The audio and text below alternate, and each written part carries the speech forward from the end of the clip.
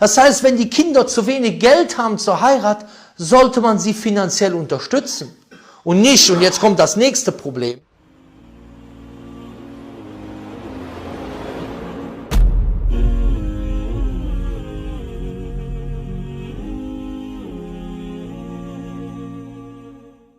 ist dann Brautgabe. Da kommt man dann mit Brautgaben, die Dimensionen haben, wo Leute einen Kredit aufnehmen, der haram ist, weil die Hochzeit, die muss ja so schön groß sein, damit die Tante hinter den 7 Bergen bei den 7 Zwergen auch nicht lästern kann. Was sind wir für eine Heuchlergesellschaft geworden? Der Prophet sagt, ja,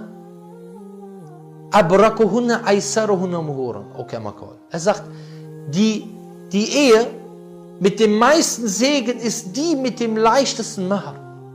Und jetzt kommen Jugendliche, die gerade angefangen haben zu arbeiten, da wird gesagt, ja, du musst mal 20.000 Euro hinterlegen. Ich habe nicht gesagt, du musst kein Geld bezahlen, aber man muss auch mal ein bisschen realistisch bleiben. Da müssen wir eine große Halle mieten und dann müssen wir das holen und das holen. Warum? Wer ist dein Maßstab?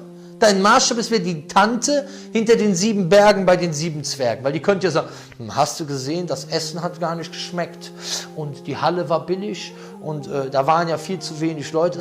Worum geht's? Wer ist dein Maßstab? Das heißt, du willst viel Geld ausgeben, da muss am besten noch ein Konzert gemacht werden, was sowieso haram ist, damit auch schon mal der Segen der Ehe etwas verloren geht. Ja? Wo ist dein Maßstab?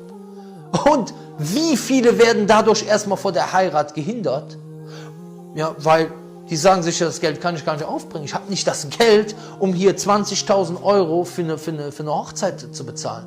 Oder 5.000 Euro.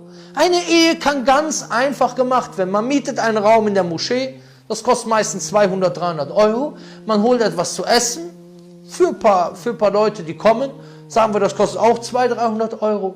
Ganz einfach kann man eine normale, und wenn man das nicht hat, kann man es noch leichter machen, im privaten Kreis zu Hause eine Walima machen, mit Essen etc. und das war's. So, man kann es ganz einfach machen.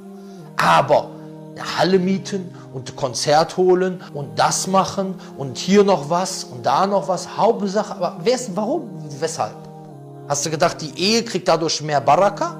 Das sehen wir ja an diesen ganzen Ehen, die so abgeschlossen worden sind. Nee, nur damit die Tante in Marokko oder in was weiß ich in welchem Land oder in der Türkei hinter den 7 Bergen bei den 7 Zwergen nichts zu lästern hat. Damit man nicht sagen kann, ja, das Essen hat aber nicht geschmeckt. Was ist unser Maßstab? Was ist Leute, und ihr wisst ganz genau, und ich weiß das ganz genau, hier sitzen jetzt einige Leute vor dem Bildschirm, hören sich das an und sagen, ja, stimmt, hast du recht. Das ist das. Und dadurch werden die Kinder daran gehindert zu heiraten. Und anstatt sie finanziell zu fördern, ja, und jetzt ist man natürlich nachher wieder sauer, weil ich habe ja die Älteren kritisiert, ja, ich kritisiere die auch. Weil ich einfach sehe, dass hier versagt wurde. Aber woher kommt das? Das ist diese Fehlerziehung. Das ist diese Fehlerziehung. Islam ist nicht mehr Qala Allah, Qala Rasulullah. Allah sagt im Koran, der Prophet sagt in der Sunna. Islam ist heute, mein Vater hat gesagt und der Taxifahrer hat mir erzählt und meine Tante hinter den 7 Bergen bei den 7 Zwergen, die sieht das so. Das ist das Problem. Das heißt, finanziell muss man die Sache leicht machen, nicht so großes Mahar, nicht so, man muss keine, natürlich, wenn jemand die Möglichkeit hat, eine große Brautgabe zu geben, steht da auch nichts im Weg, aber es ist einfach unrealistisch, weil man damit den meisten Leuten die Ehe versaut. Und manche machen sogar etwas, was verboten ist, um diese große Brautgabe zu bezahlen, beziehungsweise die große Hochzeit zu finanzieren.